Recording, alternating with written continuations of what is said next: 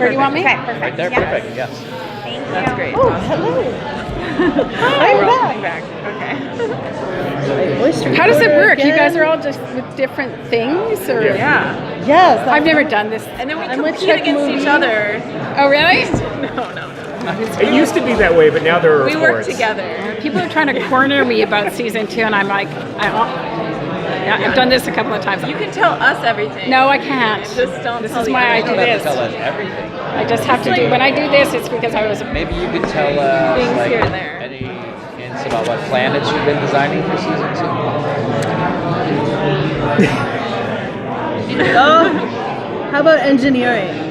Engineering. Yeah, because like Stamets Lab is not engineering, right? So can Well, we? Will we see like an his- actual engine room in season 2? We might. We might. Or was better that, than was this. that, or let me reframe that. Was that something that you guys actually talked about going into season 1? Or what is that engine? You know, one of the problems with one of the things I can talk about is we've expanded parts of the ship. We've added a corridor that we didn't have, so now we have like a loop corridor. We went a little more mechanical with that corridor, which I'm pretty excited about. We had designed something much bigger, but we could only build so much. So we've got these new spaces. There's another opening into the mess hall, into sick bay. And one of the problems we had with engineering was that it was very dark in one area, and the DPs, our cinematographers, were kind of complaining, and a lot of light came from the cube. So we are doing a little bit of renovation there that I'm just going to leave it at that, but I'm pretty excited about. But What were some of the biggest challenges for you in season 1? well, I started at around episode 6, so just getting caught up. And the reason I decided to do the show is because I was blown away by the sets. I walked in, I was like, okay, at first I was like Star Trek, sci-fi. I don't know. I like to design big things, but then I went on a tour with my predecessor, and I was like, okay, I want a part of this. So, and then just like blam, I'm in there, and whereas they had a long time of getting up to speed and building things, I was sort of like thrown in and kind of all of a sudden I had to do like the Terran ship, which is this massive ship, and the sets for it, and not on a, when you start a series you have months to build. We had like episodic timing, so I did think quick on my feet about what to design that we could do quick enough to get it to make it look great, and of course relying on some visual effects set extensions was key. So that was kind of the biggest challenge. Yeah. And getting up to speed with canon. Having to go to Star Trek University, right? It's a lot. There's a lot of stuff out there, and I grew up with TOS because that's my generation. So I had to do a lot of going back, and there's amazing resources out there, like fan sites that you can just go and with a click. Okay, I get. Oh, Section 31. I got it. Not a lot on Section 31 Because they're secret. Yes. They're very secret. So there was a panel last year in Canada that mentioned the colors may be evolving more toward the TOS, more color instead of the more darker tones that we've been seeing. So is there any evolution of that coming up in season 2?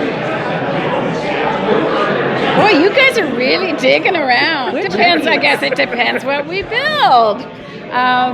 It really does depend on what we build. But we did go very dark when we went to the Mirror Universe, and I left some of that. Like we actually put dark, shiny things in the sets and reflective things, and we kept some of that because I think there was a shift when the Discovery went to the Mirror. In my mind, anyways, there was a shift, and we want to always feel that darkness. Like it's a little bit of a blight on the whole world of Star Trek Discovery right now. So it's a thing that they have to. Memory they have, and so I sort of want to show that in the set. It's a darker show, like I think in general terms, like compared to all the other Star Treks, and part of that is the technology and the way we light the sets and the way we use LED lighting makes it darker, and also it's just what people expect now. They expect darker parts. It's not all dark though. It looks gorgeous. Yeah, thank you. Talk a little bit about the challenge of chronologically designing tech that fits between Enterprise and TOS. Yeah, it's impossible. So basically, I think, when I started, I was like, wow, well, this isn't TOS. And for us to, you could never go back to TOS. Those were charming, lovely sets made out of cardboard and sticky tape. And you can tell if you watch them, what they did. Like when they went to the Mirror Universe, they literally took a Terra logo, which we did use as the base of ours, and slapped it on a couple of walls and called it done, called it Mirror. So we have all this technology at our fingertips to build things, CNC and 3D printing, and the audience expectations now in science fiction is to give them, things that are more designed and more exquisitely designed. So, we just had to make that leap of faith and say, either the audience is going to come with us on that journey. No, we're not.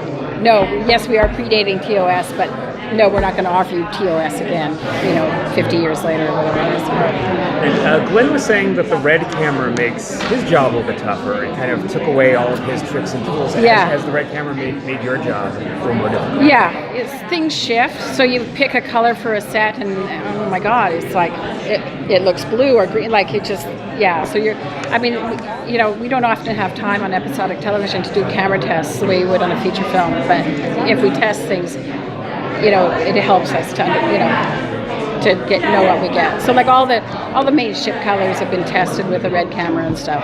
It's the nature of it. But sometimes the DP will say, I want to light this, or the director, I want to make this a blue scenario. This is a blue scene or a golden scene. Like that happened to one of the on episode 11.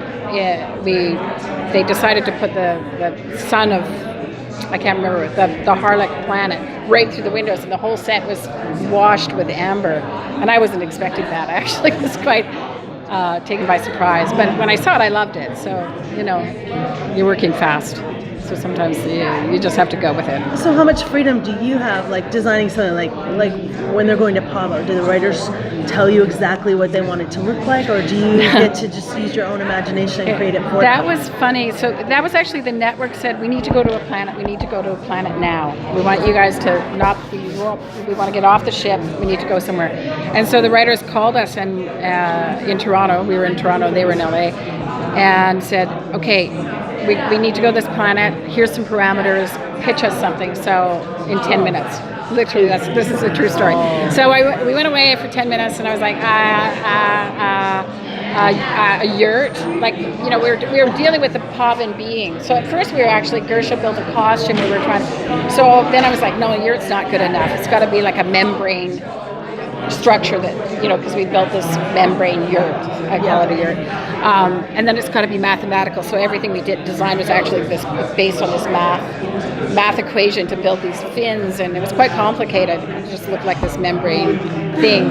But that was my pitch, and they stuck to it. And they were like, okay, so they go to this planet, and the planet beings build this. So Pavo came out of your head?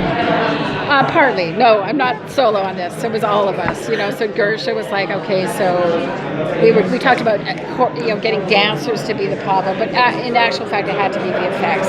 Although we tried a costume, but it just, to make something that ethereal and, it's not TOS days anymore where you can put a guy in a goofy costume. You have to really charge the audience with something exciting. So, it became this amorphous being. I hope we do a few more of those because it's kind of fun. Yeah, it was I think we're wrapping up. Okay, cool. Thank you. All right, I'm good. Thank you.